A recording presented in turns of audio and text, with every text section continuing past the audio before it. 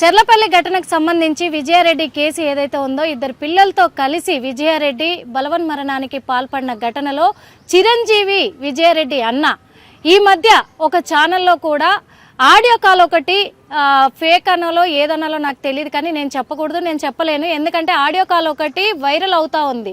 సురేందర్ రెడ్డే తప్పు చేశాడు, సురేందర్ రెడ్డే నిందితుడు అని చెప్పేసి ఒక ఆడియో కాల్ రిలీజ్ అవుతుంది కదా. ఆ ఆడియో కాల్లో ఆ ఫోన్లో చిరంజీవితో మాట్లాడిన వాళ్ళు ఎవరో కాదు, మన పక్కనే ఉన్నారు. ఆ వాస్తవం ఏంది అవాస్తవం ఏంది వాళ్ళే చెప్తారు. మరి అది నిజమా అబద్ధమా కూడా అడిగి తెలుసుకునే ప్రయత్నం చేద్దాము. అంటే ఇప్పుడు ఎవరైనా మాట్లాడిస్తున్నారా లేకపోతే అప్పుడు చిరంజీవి మాట్లాడిచ్చాడా, ఇది కూడా అడిగి క్లారిటీ తీసుకుందాము. వాళ్ళే మనతో పాటు ఉన్నారు. చెప్పండి అన్న. సురేందర్ రెడ్డి మాకు ఒక 30 సంవత్సరాల నుంచి కలిసి ఉన్నాము. ఆయన అలాంటి తప్పుడు మనిషి కాదు. వాళ్ళ విజయరెడ్డి కేసులో వాళ్ళ భర్తను తప్పుడు దారి తప్పించడానికి మమ్మల్ని 3-4 రోజుల నుంచి ఫోన్ కాలింగ్ చేసి ఫోన్లో ఏదో ఆయన మీద తప్పుడు సమాచారం చెప్పి సురేందర్ రెడ్డి మీద ఏదో గట్టి మాట్లాడే ఫోన్ ట్రాఫిక్ చేసి వాయిస్ రికార్డ్ పెట్టి అది ఛానల్లో యూట్యూబ్లో పెట్టి ఇప్పుడు అంతా ఫేక్గా చేసి మమ్మల్ని బదలాంలా చేసిండు. ఇన్నేళ్ళ సోపతిని కూడా మమ్మల్ని దూరం చేసిండు. అందుకే వచ్చి మేము జరిగిన నిజాన్ని చెప్తున్నాము. జరిగిన నిజాన్ని చెప్పడానికే వచ్చినాము. తప్పుడు మనిషి ఏం కాదు, ఎప్పుడు కూడా మేము కలిసే ఉన్నాము. ఆయననే మమ్మల్ని ఏదో చేద్దాం అనుకుండు, అదంతా రాంగు. చిరంజీవి రెడ్డి ఆయన మీకు కాల్ చేసి ఏం అడిగిండు, అసలు మీరెందుకు ఆ కాల్ మాట్లాడాల్సి వచ్చింది? ఇన్ని ఏళ్ళ నుంచి ఉండు, ఆయన ఏం సంపాదించిండు మీకు ఎట్లా తెలుసు? ఆయన మీ పేరేంటి? మీ పేరేందన్న? జంగయ్య మేడం. జంగయ్య అంటే మీరు సురేందర్ రెడ్డికి పరిచయమా లేకపోతే చిరంజీవికి పరిచయమా? సురేందర్ రెడ్డికే పరిచయం. సురేందర్ రెడ్డికి ఎన్నాళ్ళుగా పరిచయము? 30 సంవత్సరాల నుంచి మేము కలిసే ఉన్నాం. 30 సంవత్సరాలుగా దుబాయ్లోనే. మరి చిరంజీవి మీకెందుకు ఫోన్ చేసిండు? చిరంజీవి మాకు ఈ సురేందర్ రెడ్డి ద్వారా మాకు ఆయన పరిచయము. ఒక 3-4 రోజుల నుంచి ఫోన్ కాల్ చేసి సురేందర్ రెడ్డిని మాకు ఏందో అట్లా తప్పుడు దారి పట్టించి తప్పుడు సమాచారం తీసుకొని ఈ ఫోన్ వాయిస్ రికార్డ్ పెట్టేసి యూట్యూబ్ లో పెట్టి ప్రచారం చేస్తుండు. అంటే ఇప్పుడు వాయిస్ రికార్డ్ లా చిరంజీవి ఒకటి అడిగిండు మిమ్మల్ని. విజయారెడ్డి తల్లి పుష్పలత ఎవరైతే ఉన్నారో ఆమెకు బ్రెస్ట్ క్యాన్సర్ అని చెప్పేసి కూడా దానికి డబ్బులు కూడా సురేందర్ రెడ్డి పెట్టాను అని అబద్ధపు ప్రచారం చేస్తున్నాడు. డబ్బులు ఆయన పెట్టిండు, అసలు ఆయన ఎందుకు పెట్టిండు అని అన్నాడు. నిజంగా ఎవరు పెట్టిరు డబ్బులు? వాస్తవానికైతే సురేందర్ రెడ్డి అక్కడి నుంచే డబ్బులు పంపించేవాడు వాళ్ళ విజయరెడ్డికి. మరి ఈయన చిరంజీవి రెడ్డి ఏం పని చేసేదో ఏమో మాకు కూడా తెలియదు మేడం. తెలియదు. చిరంజీవి పరిచయమా మీకు? కొన్నాళ్ళ నుంచి పరిచయమే సురేందర్ రెడ్డి వాళ్ళ పరిచయమే. పరిచయం అంటే మీకేమన్నా ఇట్లా మాట్లాడురి చెయ్యరు అని ఏమన్నా చెప్పిండా లేకపోతే చిరంజీవి? మాకు ఏదో చేసి ఫోన్లో టాపిక్ మామూలుగా జనరల్ క్యాజువల్ గా మాట్లాడతాం మేడం. మాట్లాడుతుంటే మరి సురేందర్ రెడ్డి ఇట్లా అంటే అవును అని చెప్పాల్సి వచ్చింది. అంతేగాని ఈ సురేందర్ రెడ్డి తప్పుడు మనిషి అని మేము చెప్పలేదు. అట్లా దాన్ని వాయిస్ రికార్డు పెట్టేసి ప్రచారం చేస్తుండు. ప్రచారం చేస్తుండు అంటే ఇది అబద్ధపు ప్రచారమా? అబద్ధం మేడం, ఫేక్. అది ఫేక్ అంటారు. ఫేక్. ఇప్పుడు సురేందర్ రెడ్డి నిందితుడు అని చెప్పేసి చెప్తూ ఉన్నాడుగా, మరి మేడం అది అబద్ధం. మాకు 30 సంవత్సరాల నుంచి మేము చూస్తూనే ఉన్నాం కదా. నేను వంట చేసి పెట్టిన 5 సంవత్సరాలు కంటిన్యూగా ఆయనకు. ఎవరికి? సురేందర్ రెడ్డికి. మరి సురేందర్ రెడ్డి పాత్ర లేదంటారా విజయారెడ్డి ఆమె అలా మరణం వెనకాల? లేదు లేదు మేడం, అంతా బూటకం ప్రచారం. అంతా బూటకం అంటారా?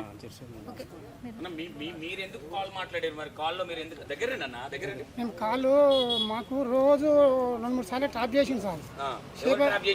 ఆయన చిరంజీవి అన్న ఇట్లా అట్లా మంచిగా ఉన్నావా, అది ఉన్నావా, ఇది ఉన్నావా అని ఏమి వాయిస్ రికార్డ్ చేయలేదు సార్.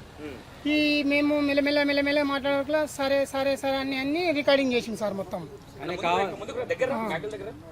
అవి రికార్డింగ్ చేసిండు. మాకు రికార్డింగ్ అంటే నాకు చదువు రాదు సార్. నాకు తెలియదు ఇది రికార్డింగ్ చేస్తారని నాకు తెలియదు మేడం.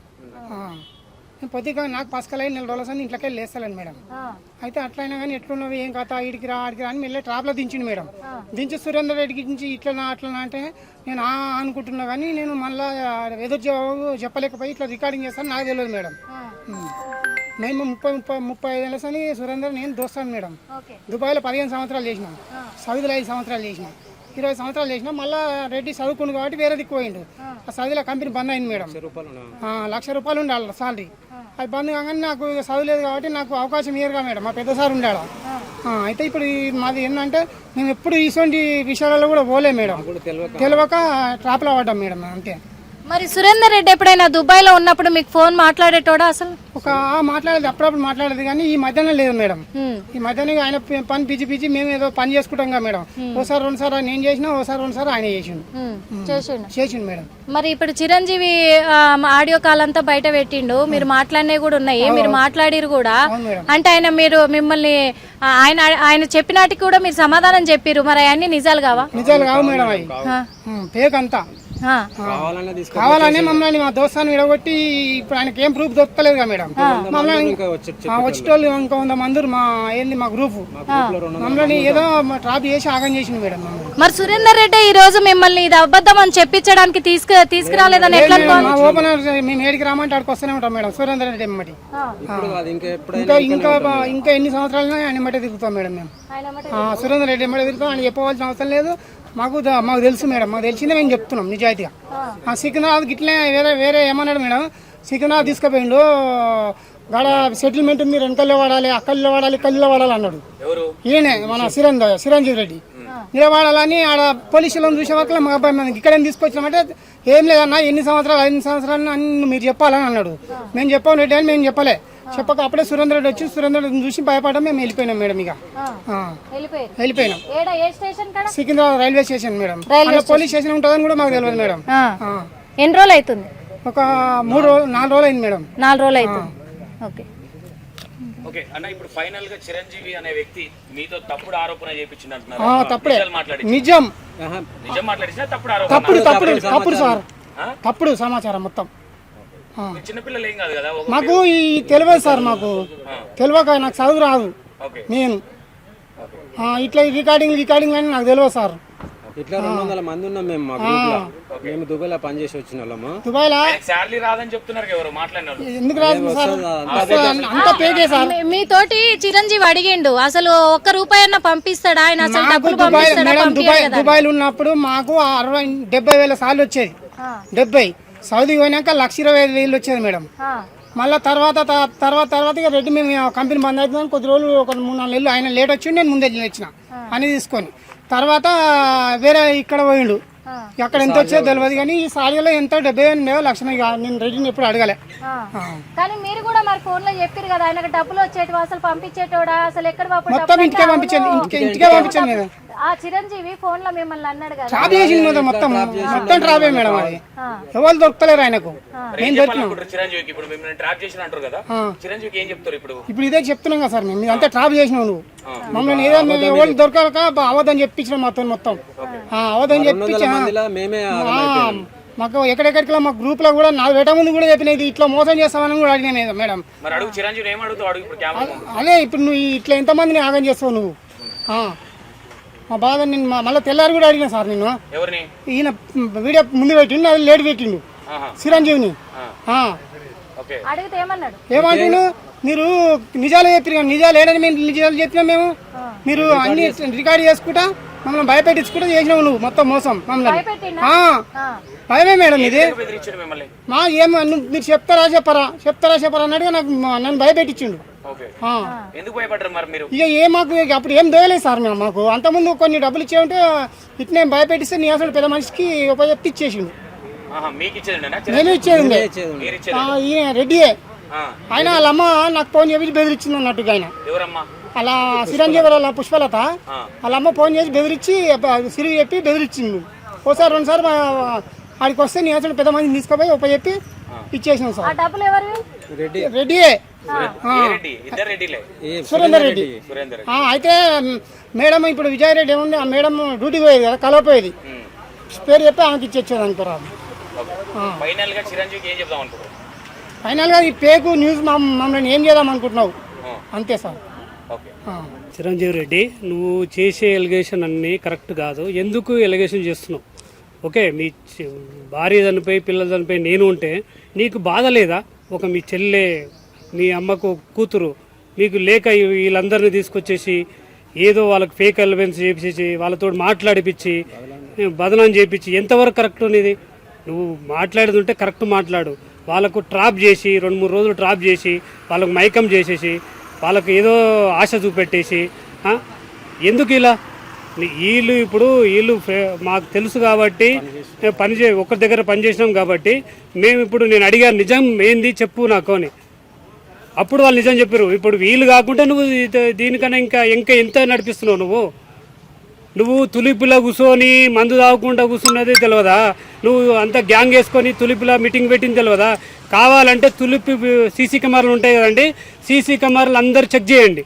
ఈ 1 వీక్లో ఆయన ఎంతమందితోటి తులిపి హోటల్లో కూర్చొని తాగి డిస్కషన్ చేసి రౌడీలోనే రాజకీయ నాయకులని కూర్చోబెట్టుకొని తాపించి నెక్స్ట్ ప్లాన్ ఏం చేయాలి, సురేందర్ ఎలా ఇబ్బంది